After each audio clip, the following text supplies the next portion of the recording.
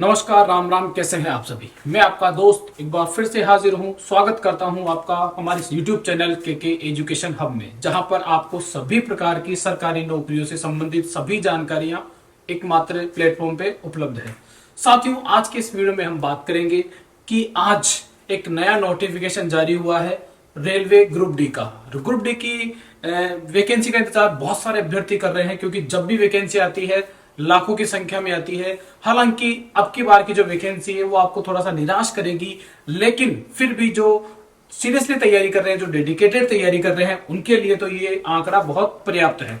जी हाँ, आज मैं ग्रुप डी के बारे में बात करने वाला हूं। तो ये वीडियो कंप्लीटली उन छात्रों के लिए होने वाला है जो रेलवे ग्रुप डी में अपना करियर बनाना चाहते हैं, यानी कि अपनी जो ग्रुप डी की तैयारी कर रहे थे और इंतजार कर रहे थे कि कब इसका नोटिफिकेशन जारी होगा।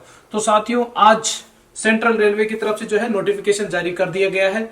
और आज इस नोटिफिकेशन की जो सबसे खास बात है वो है वैकेंसी, यानी कि जो वैकेंसीज है वो कितनी है। वैकेंसीज की संख्या अगर हम बात करें वैकेंसीज की संख्या की, तो वैकेंसीज की जो संख्या है वो 32,000 प्लस है, यानी कि 32,000 के आसपास जो है ये वैकेंसी आई है। अब एग्जैक्ट कितनी आई है ये मैं आपको बता देता हूं। एग्जैक्टली जो ये आंकड़ा है ये है 32,438 पदों पे ये वैकेंसी आई है अब की बार। इससे पहले जो वैकेंसी आई थी आपको याद होना चाहिए कि 1,00,000 पद, 1,00,000 प्लस पदों पे, 1,00,000 प्लस पदों पे जो है ये भर्ती आई थी पिछली बार, लास्ट ईयर। जो लास्ट वैकेंसी थी वो कितनी थी, 1,00,000 प्लस पदों पे भर्ती थी। उसके बाद बहुत सारे कर्मचारी रिटायर्ड हो गए और सीटें जो है रिक्त चल रही थी। लेकिन फिलहाल हमारे को इसी में संतुष्ट करना पड़ेगा कि जो वैकेंसीज की संख्या है वो कितनी है, 32,438। तो आप सभी छात्रों के लिए बहुत अच्छी खबर है, सभी बेरोजगारों के लिए बहुत अच्छी खबर है, क्योंकि something is better than nothing. कुछ नहीं से कुछ तो अच्छा है। तो कहीं ना कहीं 32,438 का जो आंकड़ा है वो भी कोई कम नहीं होता। एक साथ 32,438 जो भाई है वो नौकरी लेंगे। तो साथियों, ये बहुत अच्छी खबर है आपके लिए। अब ये कब इसका नोटिफिकेशन कब जारी हुआ, आज इसका नोटिफिकेशन जारी हुआ है 22 तारीख को, 22/1/2025 को जो है इसका नोटिफिकेशन जारी हुआ है। अच्छा, फॉर्म कब से शुरू होंगे, इसके फॉर्म स्टार्ट हो जाएंगे 23/1 से, 23/01/2025 से इसके फॉर्म स्टार्ट हो जाएंगे। फॉर्म स्टार्ट हो जाएंगे इसके 23/1/2025 से इसके जो है फॉर्म स्टार्ट हो जाएंगे, यानी अप्लाई कर सकते हैं। और जो लास्ट डेट रहने वाली है वो 23/2, जो लास्ट डेट है फॉर्म की लास्ट डेट कितनी है, 23/2/2025, यानी कि 23 जनवरी 2025 से कल से 23 फरवरी 2025 तक जो है आप इस पे आवेदन कर सकते हैं। अच्छा, उम्र क्या रखी गई है, 18 साल से 36 साल के बीच में। 18 साल से 36 साल के बीच में जो भी व्यक्ति आता है, जो भी छात्र आता है, वो इस भर्ती का फॉर्म भर सकता है। क्वालिफिकेशन क्या रखी गई है, सबसे सस्ती, सबसे नीचे लेवल की क्वालिफिकेशन रखी गई है, यानी कि 10वीं पास। योग्यता की बात करूं मैं, योग्यता की, तो योग्यता इसमें रखी गई है 10वीं पास। अगर आप 10वीं पास है तो आप रेलवे ग्रुप डी में नौकरी कर सकते हैं। वैकेंसीज की कितनी संख्या है, 32,438। फॉर्म कब से शुरू हो रहे हैं, कल से, यानी कि 23 जनवरी से। कंप्लीट जानकारी मिलेगी आपको, फॉर्म कब से स्टार्ट हो रहे हैं, 23 जनवरी से, 23 जनवरी 2025 से। जी हाँ, इसमें मैं आपको सिलेबस भी बताऊंगा, सैलरी भी बताऊंगा, और 8वें वेतन आयोग के बाद में सैलरी कितनी बढ़ जाएगी ये भी बताऊंगा, कब तक ज्वाइनिंग हो जाएगी, क्या कट ऑफ रहने वाली है। कंप्लीट जानकारी मिलेगी आपको इसी वीडियो में, वीडियो को अंत तक देखना। ठीक है साथियों, तो बात कर रहा हूं मैं फॉर्म की। फॉर्म कब से शुरू होंगे, 23/1, यानी कल से फॉर्म आपके इसके स्टार्ट हो जाएंगे। और कब तक चलेंगे, 23/02/2025 तक, 2025, यानी 23 फरवरी तक जो है इसके फॉर्म चलने वाले हैं।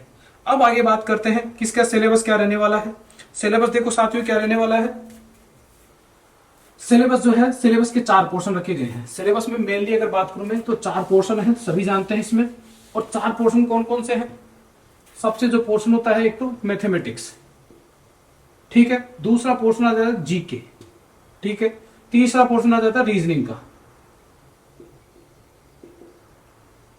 और चौथा पोर्शन जो आ जाता है वो जनरल साइंस, जीएस। ठीक है। लेवल क्या रहने वाला है, लेवल 10वीं रहने वाला है, सेकेंडरी लेवल रहने वाला है, क्योंकि योग्यता 10वीं पास मांगा गया है इसमें। तो यानी कि जो पेपर का लेवल होगा वो भी 10वीं लेवल पे ही होगा। लेकिन कंपटीशन बहुत ज्यादा रहने वाला है, कंपटीशन बहुत टफ रहने वाला है, इसलिए आपको तैयारी भी उतनी ही टफ करनी पड़ेगी। इसलिए हमारा मानना है कि अगर आपने सिलेबस को हैक कर लिया तो एग्जाम अपने आप क्रैक हो जाएगा। जी हाँ, अगर आपने सिलेबस को हैक कर लिया तो एग्जाम आपका अपने आप क्रैक हो जाएगा। और सिलेबस को हैक कैसे करना है, देखो इसमें आपको मिनट कितने मिलेंगे, मतलब टाइम कितना मिलेगा पेपर को सोल्व करने का। एक पेपर होगा, एक पेपर होगा, पेपर कितने मिनट का होगा, 90 मिनट, यानी 1.5 घंटा का पेपर होगा। कितने घंटे का, 1.5 घंटे का पेपर होगा। और 1.5 घंटे में आपको मैथ्स के कितने सवाल आएंगे, 20 सवाल, जीके के कितने आएंगे, 20 सवाल, रीजनिंग के कितने आएंगे इसमें, 30 सवाल, और जीएस के कितने आएंगे, 20 सवाल। सॉरी, यहां पे शायद मैथ्स के 25 है और जीएस के भी क्या है, 25 है। जी हाँ, तो मैथ्स के कितने सवाल आएंगे, 25 सवाल, जीएस के कितने आएंगे, 25 सवाल, जीके के कितने आएंगे, 20, और रीजनिंग के 30। यानी सबसे बड़ा जो पोर्शन है, जो सबसे बड़ा पोर्शन है और जो सबसे सही भी है, यानी कि जिसमें आप पूरे में से पूरे नंबर ला सकते हो, वो है रीजनिंग। वो है क्या है, रीजनिंग, तर्क शक्ति। तर्क शक्ति यानी कि 10वीं के लेवल पे, 10वीं की मार्कशीट तो सबके पास है, लेकिन क्या 10वीं के लेवल की वो तर्क शक्ति सबके पास है या नहीं है, इसी का आकलन करेंगे। और इसी के लिए जो है सबसे बड़ा पोर्शन किसका रखा गया है, 30 नंबर का, रीजनिंग का। अच्छा, जो मैथ्स है, मैथ्स किसके लेवल की रहेगी, सेकेंडरी लेवल की रहेगी, यानी 10वीं के लेवल की, 10th लेवल, 10th लेवल में रहेगी। इसमें कौन सी आएगी, अर्थमेटिक।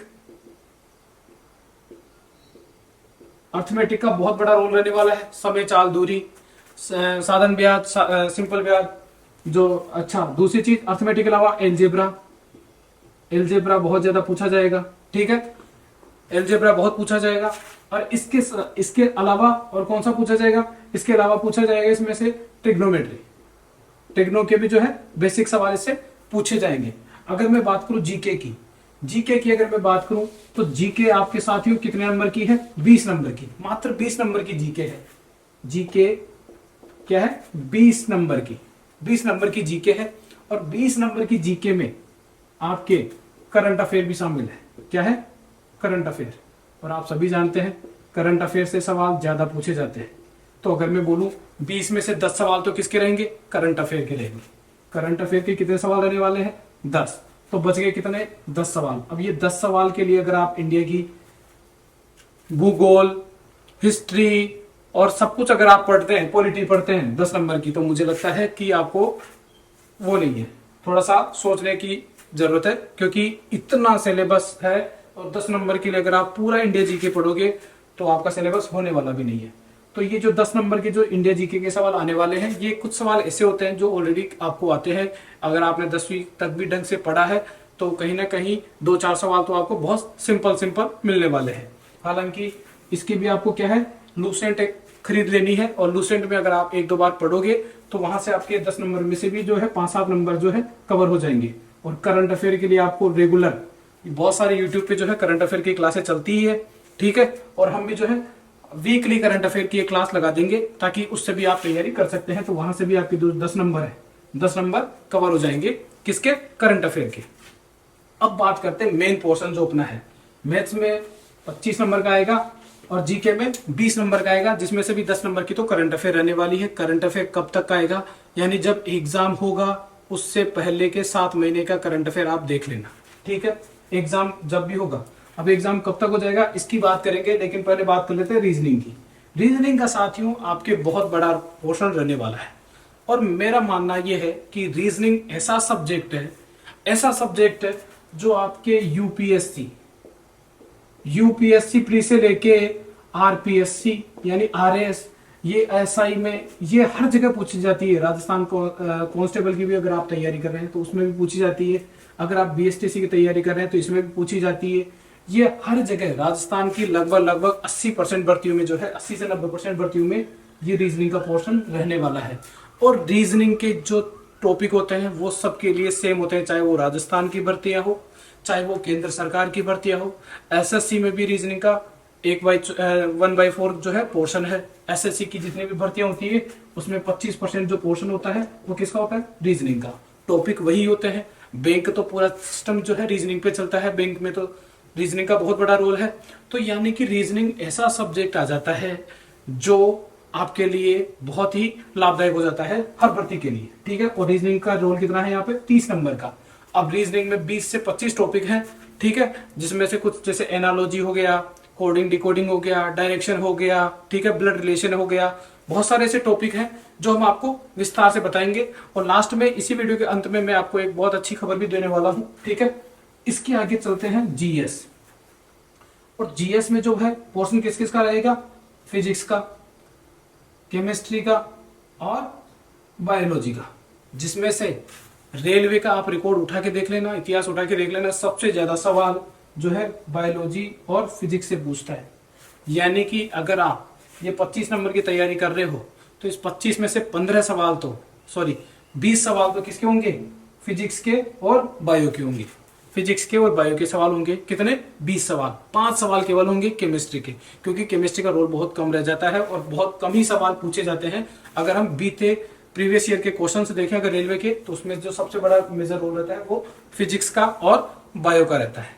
फिजिक्स तो हालांकि जो है रेलवे ग्रुप डी में बहुत ज्यादा काम में आती है, इसलिए फिजिक्स का तो रोल रहता ही है, साथ ही बायो का भी बहुत बड़ा मेजर रोल रहता है रेलवे में, ठीक है साथियों। तो ये बात कर रहे थे हम सिलेबस की। अब बात करते हैं कि इसकी तैयारी कैसे करनी है। तैयारी कैसे करनी है? तो तैयारी के लिए साथियों देखो, अब कल से फॉर्म आप लगा रहे हो, ठीक है।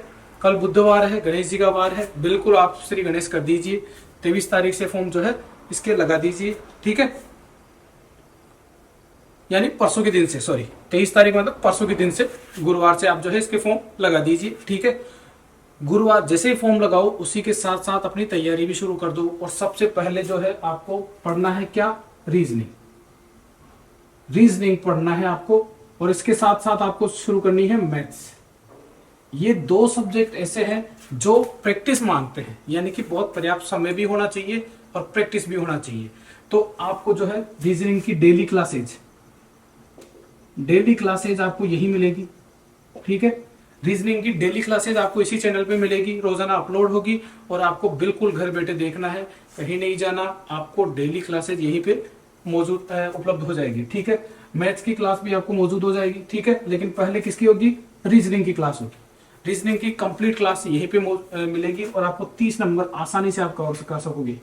30 नंबर, 30 मार्क्स आप आसानी से कवर करोगे। 30 में से 30 नंबर आपको मिलेंगे, 30 में से 30 नंबर आपको यहां से निकाल लेने हैं आपको, ठीक है साथियों। तो आपको तैयारी कल से ही, मतलब आज से ही शुरू कर दीजिए आप, क्योंकि कंपटीशन बहुत ज्यादा टफ रहने वाला है। 10वीं पास रखी गई है, इसका मतलब आप समझ लीजिए ऑल ओवर इंडिया से फॉर्म लगने वाले हैं।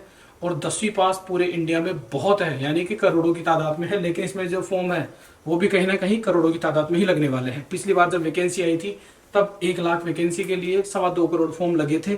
तो इस बार 32,000 वैकेंसी के लिए वही अनुमान लगाया जा रहा है कि 1 करोड़ प्लस तो फॉर्म लगने ही वाले हैं। कितने? 1 करोड़ प्लस फॉर्म लगेंगे इसमें, 1 करोड़ प्लस फॉर्म लगेंगे। कितने? 1 करोड़ प्लस फॉर्म लगेंगे। और वैकेंसी कितनी है? वैकेंसी मात्र कितनी है? 32,438। यानी कि इस तरह माने कि ये ऊंट के मुंह में जीरा है एक तरह से। लेकिन वही बात है, ये 32,438 जो भी सीट निकाल के लेके जाएंगे ये धुरंधरों में से कम नहीं होंगे, क्योंकि यहाँ पे 10वीं तो मिनिमम योग्यता रखी गई है। बाकी यहाँ पे BA, BTech, MTech जो है बड़ी बड़ी इंजीनियरिंग करने वाले छात्र भी यहाँ पे जो है आपको ग्रुप डी का फॉर्म भरते हुए दिखेंगे, ठीक है साथियों। तो इसलिए कह रहा हूँ कि तैयारी कल से ही शुरू कर दीजिए। और फिर बता रहा हूँ, एक अच्छी तैयारी एक अच्छी रणनीति के साथ होनी चाहिए। और रणनीति में आपका जो पहला पोर्शन है वो आता है रीजनिंग का, और उसके बाद में आता है मैथ्स का। ये दोनों सब्जेक्ट अगर आप अभी से लेके चलोगे तो काफी समय आपके पास बचा हुआ है, और जो है आपका एग्जाम आते आते जो है इनकी बहुत अच्छी प्रैक्टिस हो जाएगी। और ये ऐसा पोर्शन है, ये दोनों ऐसे पोर्शन है जहां से सवालों के गलत होने की जो संभावना होती है ना वो बहुत कम होती है। जीके में कई बार हम कंफ्यूज हो जाते हैं, ठीक है, जीके जीएस में हम कंफ्यूज हो जाते हैं, करंट अफेयर में भी कंफ्यूज हो जाते हैं, लेकिन सबसे जो है बेस्ट पोर्शन जो है वो रीजनिंग का और मैथ्स का होता है। अगर आपको सवाल आ रहा है और आप करोगे तो आंसर आपको दिख जाएगा, यानी कि पूरे में से पूरे नंबर लाने के जो चांस बनते हैं वो इसमें मैथ्स में और रीजनिंग में बनते हैं। ठीक है साथियों, अगर इसी के साथ बात करूं करंट अफेयर की, तो करंट अफेयर के लिए आप डेली बेस पे जो है करंट अफेयर की क्लास ले सकते हैं। ठीक है, इसके अलावा आप वीकली में हम भी एक क्लास अपलोड करेंगे अब से, तो आप वो क्लास भी ले सकते हैं। और नहीं तो आप मार्केट से 20-25 रुपए की एक जो है मैगजीन ले आइए और एक बार पढ़ लीजिए, उसको पढ़ते रहिए, 1 घंटा आधा घंटा भी देंगे तो आपका काम हो जाएगा। लेकिन मैं आपको सजेस्ट करूंगा जीएस में आप जो है थोड़ा सा लूसेंट का जो पोर्शन आता है उसको आप जरूर ध्यान से पढ़िएगा, क्योंकि लूसेंट से बहुत ज्यादा सवाल पूछे जाते हैं। एसएससी और रेलवे के लिए तो लूसेंट सबसे बेस्ट बुक मानता हूं मैं। ठीक है, अब बात कर लेते हैं कि कहां से फॉर्म लगाएं, कहां से फॉर्म लगाएं, कहां से कितनी वैकेंसी है ये तो पता चले कम से कम। ठीक है साथियों, तो अब मैं आपको फॉर्म बता देता हूं कि कहां पे कितनी वैकेंसी आई है। टोटल कंप्लीट वैकेंसीज तो कितनी है, कंप्लीट वैकेंसीज तो जो है आपके 32,438 है। अब इसी के साथ मैं आपको फॉर्म भी बता देता हूं कि कहां से कौन से जोन से जो है कितनी वैकेंसी आई है अब की बार। जी हाँ, तो आप देखिए इसमें कुल 14 तरह की, इसमें कुल 14 तरह के पद रखे गए हैं। कितने? 14 तरह के पद रखे गए हैं, 14 तरह के पद रखे गए हैं इसमें। किसमें? ग्रुप डी में। ठीक है, अब 14 तरह के पद रखे गए हैं। कौन कौन से पद हैं अगर आपको मैं एक बार बताऊं तो इसमें है assistant ST, assistant SNT, assistant workshop, assistant bridge, जो ब्रिज पे मतलब असिस्टेंट, ये सब असिस्टेंट की पोस्ट है क्योंकि ग्रुप डी की पोस्ट है। ठीक है, और assistant carriage and wagon, assistant loco shed, assistant loco shed electrical, assistant operation electrical, assistant TL and AC. तो कुल मिला के जो है ट्रैक मैन की वैकेंसी है, पोस्ट मैन है इसमें, सॉरी पॉइंट्स मैन है, और असिस्टेंट टीआरडी है। तो इस प्रकार के 14 तरह के पद रखे गए हैं। ठीक है, डिटेल में नहीं जाते हैं, वो तो जब नौकरी लेनी होगी तो आपको इतनी सी नॉलेज अपने आप ही हो जाएगी। ठीक है, तो हम सीधा बात करते हैं कि कहाँ पे सबसे ज्यादा पोस्ट है, कहाँ से फॉर्म अप्लाई करनी चाहिए। तो एक बार पहले तो देख लेते हैं कहाँ से कितनी पोस्ट है। ठीक है, वेस्टर्न रेलवे की बात कर रहा हूं मैं, वेस्टर्न मुंबई, वेस्टर्न मुंबई से जो है पद कितने हैं इसमें टोटल? 1892, 1892। वेस्टर्न मुंबई से कितने पद हैं? 1892। और ये नॉर्थ जोन की बात करूं यानी जयपुर से, जयपुर अजमेर की बात मानना। ठीक है, यहां से पदों की संख्या थोड़ी कम रखी गई है, 797 पद। हालांकि सबसे टफ कंपटीशन यही रहता है नॉर्थ में, सबसे टफ कंपटीशन यही रहता है, और सबसे हाई कट ऑफ भी कहां से जाती है? यहीं से जाती है। ठीक है, अब इसके बाद में बात करें तो अगर साउथ जोन की बात करें तो इसमें हुबली, HUBLI, हुबली से जो सीटें रखी गई है वो रखी गई है 207 सीटें हैं मात्र हुबली से। ठीक है, इसके बाद में जबलपुर की बात करूं मैं, जबलपुर की, तो जबलपुर से रखी गई इसमें 769 सीटें। 769 सीटें कहां से रखी गई है? जबलपुर से रखी गई है इसमें। ठीक है, अच्छा टोटल पद बता रहा हूं मैं, ये टोटल सीट्स हैं, वो जो 14 प्रकार के पद मैंने बताए हैं वो सब डिवाइडेड है इसमें। ठीक है, इसी को डिवाइडेड करके 14 तरह के पद हैं, लेकिन मैं टोटल बता रहा हूं आपको टोटल सीट्स कितनी है। ठीक है, और इसके बाद में आपको बताऊं मैं भुवनेश्वर, भुवनेश्वर में कितनी सीटें हैं? यहां पर है 405 सीटें हैं। ठीक है, और इसी के साथ में आपको बताऊं बिलासपुर में,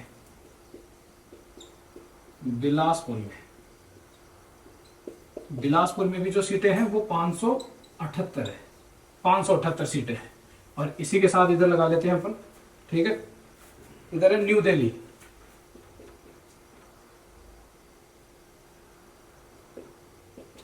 न्यू दिल्ली में जो है वो सीटें हैं आपकी 2008। बहुत अच्छा आंकड़ा है ये, बहुत अच्छा आंकड़ा है। मेरे को लगता है शायद सबसे ज्यादा पोस्टें ही न्यू दिल्ली में है, दिल्ली में सबसे ज्यादा पोस्टें रखी गई है अब की बार। और फिर आ जाती है चेन्नई, साउथ में मतलब चेन्नई में। यहाँ पे जो सीटें रखी गई है 1089। ठीक है, 1089 रखी गई है। इसके बाद में गोरखपुर, जी हाँ, इंडिया का सबसे बड़ा जो रेलवे प्लेटफॉर्म जहां पर है वो है गोरखपुर, और गोरखपुर यूपी में, यानी कि बाबा योगी आदित्यनाथ के जो संसदीय क्षेत्र है वहां की बात कर रहा हूं मैं, और ये है 598 यहां से, ठीक है। इसके बाद में आ जाती है गुवाहाटी,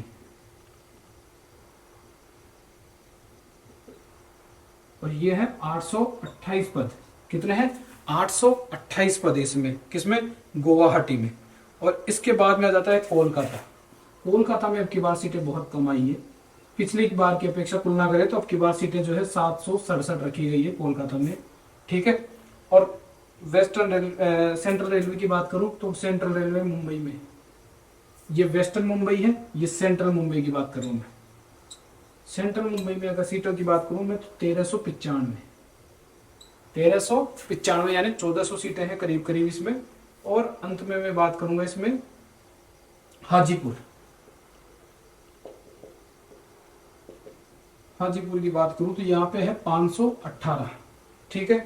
हाजीपुर के बाद में अगर बात करता हूं प्रयागराज, जी हाँ, अगर आपको कुंभ देखने का शौक है कि आपको कुंभ जाना है तो आप बिल्कुल प्रयागराज से फॉर्म लगाइए, अगली बार जो कुंभ होगा आप बिल्कुल वहां देखेंगे, ठीक है। और वहां पे जो सीटें रखी गई है वो है 988 सीटें। फिर इसके बाद में कोलकाता को साउथ कोलकाता है, साउथ कोलकाता में जो सीटों की संख्या है वो है 408। कितनी संख्या है? 408। और लास्ट में आ जाती है साउथ सेंट्रल रेलवे में सिकंदराबाद,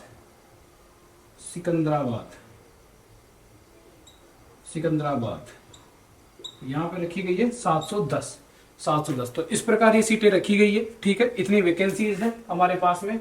अगर आप ये सब टोटल को जोड़ोगे तो कहीं ना कहीं ये 32,000 के आसपास जो है आंकड़ा अपना पहुंच जाएगा। 32,438 पोस्टें टोटल रखी गई है। उम्र कितनी है?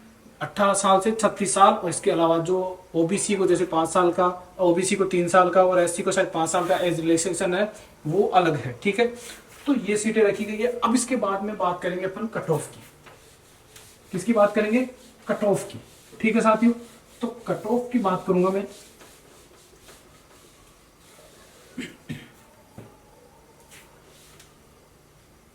देखिए वैकेंसीज कितनी है?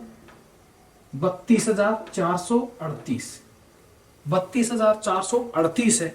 पिछली बार की तुलना में इस बार पद बहुत कम है, लेकिन बेरोजगारों की संख्या उतनी ही है, बल्कि बढ़ और गई है। यानी कि जो फॉर्म है अब की बार लगने के 1 करोड़ प्लस फॉर्म तो लगेंगे, लेकिन हम कह सकते हैं कि अगर 2 करोड़ फॉर्म लग जाए, 2 करोड़ फॉर्म भी लग जाए, तो आपको आश्चर्यचकित होने की जरूरत नहीं है, क्योंकि इतना अंदाजा तो बैठ रखा है कि 2 करोड़ फॉर्म तो लगेंगे, ठीक है।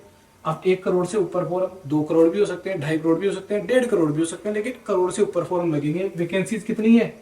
32,000। भाई साहब, इससे ज्यादा वैकेंसी तो अकेले राजस्थान में चतुर्थ श्रेणी की वैकेंसी है 52,000, ठीक है। इससे ज्यादा वैकेंसी तो, ठीक है। लेकिन फिर भी हम बात करें तो यहाँ पे कट ऑफ की बात करूं मैं। कट ऑफ की ये सिर्फ प्रिडिक्शन है एक तरह का, कि अगर आप सीरियसली तैयारी कर रहे हैं तो अब की बार तो ये कट ऑफ मान के ही चले, क्योंकि अब की बार जो है पिछले 2 वर्षों से ऐसा हो रहा है कि चाहे राजस्थान की भर्ती हो, चाहे सेंट्रल की भर्ती हो, चाहे किसी अदर स्टेट की भर्ती हो, कट ऑफ दिन ब दिन ज्यादा बढ़ गई है। और जब से 8वें वेतन आयोग की घोषणा हुई है, यकीन मानिए सरकारी नौकरी का क्रेज बहुत ज्यादा बढ़ गया है। सरकारी लोग जो प्राइवेट नौकरी में काम कर रहे थे वो तक छोड़ के अब सरकारी नौकरी में घुस रहे हैं, क्योंकि जो है मीडिया वालों ने हवा बना दी कि जो है सैलरी बहुत ज्यादा बढ़ने वाली है, 2.5 गुना 3 गुना। हालांकि कितनी बढ़ेगी वो बाद में बात करेंगे।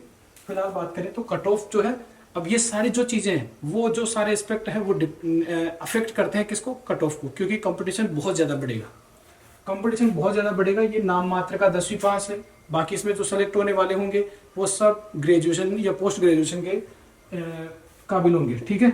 कट ऑफ की बात करूं मैं तो कट ऑफ देखिए, अगर मान लीजिए 100 नंबर का जो है पेपर होने वाला है, 100 नंबर का पूर्णांक रहने वाला है, पूर्णांक कितना? 100 नंबर का। तो इसमें से अगर जनरल की कट ऑफ बात करूं मैं, जनरल की कट ऑफ की बात कर रहा हूं, और किसकी बात कर रहा हूं मैं? ग्रुप डी की बात कर रहा हूं। तो जनरल में कट ऑफ ग्रुप डी की जो अपर जोन माना जाता है, कौन सा? अपने अजमेर यानी नॉर्थ। तो इसकी अगर मैं बात करूं तो यहाँ पे आपको कट ऑफ देखने को मिलेगी 85 प्लस, जी हाँ, इससे ज़्यादा ही जा सकती है, लेकिन 85 प्लस नंबर तो आपके आने ही चाहिए अगर आपको इसमें जॉब लेनी है। ठीक है। ईडब्ल्यूएस की बात करूं तो ईडब्ल्यूएस में आप थोड़ा सा नीचे जा सकते हो और आप 78 प्लस, यानी कि 78 प्लस नंबर आने चाहिए। किसमें से? 100 में से नंबर आने चाहिए ईडब्ल्यूएस की। ओबीसी की बात करूं तो ओबीसी में आपके पास फिर से वही 83 से 85 के प्लस नंबर आने चाहिए। प्लस की बात कर रहा हूं मैं, इससे नीचे की तो बात आप कर ही नहीं सकते। इस पेपर में नेगेटिव मार्किंग होती है 1/3। ठीक है, शायद 1/3 या 1/4 होगी, अभी देख लेते हैं, कंफर्म कर लेंगे, लेकिन नेगेटिव मार्किंग होती है, ये कंफर्म है। इसके बाद में एससी और एसटी की बात करूं तो एससी एसटी भी अपने आप को वो ना समझे, 75 प्लस जो है इनकी कट ऑफ रहने वाली है और ये टफ कंपटीशन रहने वाला है। तो कट ऑफ फिर बता देता हूँ, जनरल की 85 प्लस रहने वाली है, ईडब्ल्यूएस की 78 प्लस रहने वाली है, ओबीसी की 83 85 रहने वाली है और एससी एसटी की 75 रहने वाली है। ये किन के लिए है? जो नॉर्थ, जैसे किन के लिए? ये जयपुर के लिए, ये न्यू दिल्ली के लिए, इसके अलावा ये मुंबई के लिए, गोरखपुर के लिए। इसके अलावा बात करूं मैं, ये रहने वाली है जो मतलब बहुत ज़्यादा टफ कंपटीशन रहता है ना, बहुत सेफ एरिया माना जाता है, वहां की मैं बात कर रहा हूँ। जयपुर, न्यू दिल्ली, मुंबई, मुंबई में दोनों जोन आ गए। ठीक है, गोरखपुर हो गया। इस प्रकार जो है यहाँ पे ये कट ऑफ रहने वाली है। इन जोन में अगर आप फॉर्म लगाते हो तो उसी हिसाब से आपको तैयारी भी करनी है, क्योंकि कट ऑफ इससे ऊपर ही जाएगी, कम नहीं जाएगी। ठीक है, 100 में से 85 प्लस कट ऑफ जाना छोटी बात नहीं है, लेकिन इसकी उम्मीद, इसके मतलब जो है इसकी अपेक्षा करके आप तैयारी करनी है आपको कि 85 प्लस जा सकती है। ठीक है साथियों, तो उम्मीद करता हूं हमने सभी चीजें कवर कर ली है। अब लास्ट में बच जाता है दाम, यानी सैलरी। तो सैलरी आप सभी जानते हैं, ग्रुप डी का भी जो बेसिक है वो कितना है? 18,000।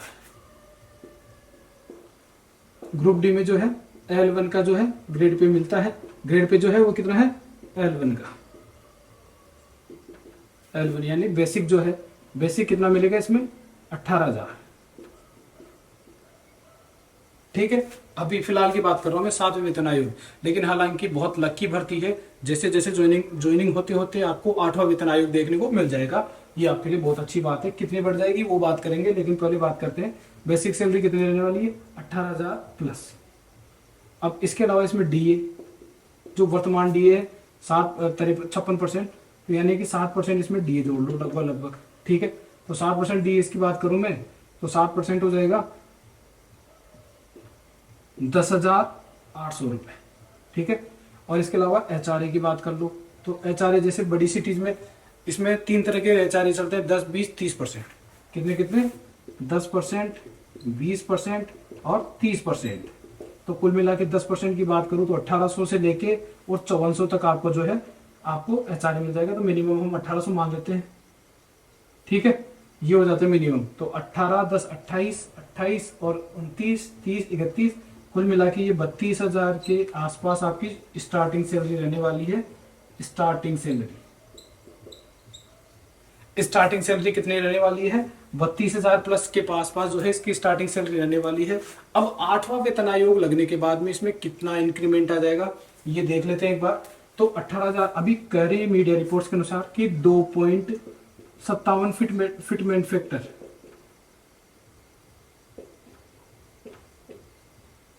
2.57 फिटमेंट फैक्टर के अनुसार जो है ये बेसिक आपका बढ़ने वाला है। वहां पे डीए 0 हो जाएगा, तो इसको आप 18,000 को 2.57 से 2,000 से भी गुना करोगे तो 36,000। ठीक है, और फिर उसके बाद में 9, 36 और 9, 45, तो कुल मिला के ये 44,000 प्लस आपका जो है बेसिक रहने वाला है। 44,000 प्लस आपका जो है बेसिक हो जाएगा। 8वें वेतन आयोग की बात कर रहा हूं मैं, 8th वेतन आयोग के बाद कितनी रह जाएगी? 44,000 क्या हो जाएगी? बेसिक हो जाएगी। बेसिक हो जाएगी और इसमें फिर डीए तो 0 हो जाएगा, एचआरए जुड़ेगा, तो कुल मिला के आपको जो सैलरी मिलेगी वो 45,000 के आसपास जो है इन हैंड मिलेगी, वो ग्रोस सैलरी हो जाएगी। ग्रोस सभी बत्ते मिला मिलोगी। ठीक है, तो ये है आपकी कंप्लीट इसकी जानकारी। तो फॉर्म लगने वाले हैं 23 जनवरी, यानी कल परसों से जो है फॉर्म इसके लगने वाले हैं। साथियों, हम बहुत जल्द ही जो है रीजनिंग की क्लासें, मतलब एक आध दिन में जो है रीजनिंग की क्लासेस शुरुआत कर देंगे। और रीजनिंग की क्लासेज आपकी चाहे ग्रुप डी हो, एसएससी जीडी हो, एसएससी की भर्ती हो, चाहे राजस्थान की किसी भी भर्ती हो, रीजनिंग सबके लिए सेम रहती है, गणित सबके लिए सेम रहती है। रीजनिंग और गणित आपको इसी चैनल पे बिल्कुल मुफ्त में जीरो से जो है हीरो लेवल पे पढ़ाई जाएगी, ठीक है। और आपको कहीं भटकने की आवश्यकता नहीं है। आपके कोई भी कमेंट या फिर भी कोई भी क्वेरी रहती है तो आप कमेंट बॉक्स में लिख सकते हैं, ठीक है। हम आप उसका जवाब देने की कोशिश करेंगे। मिलेंगे अगले वीडियो में, तब तक के लिए इजाजत चाहेंगे। जय श्री राम, धन्यवाद।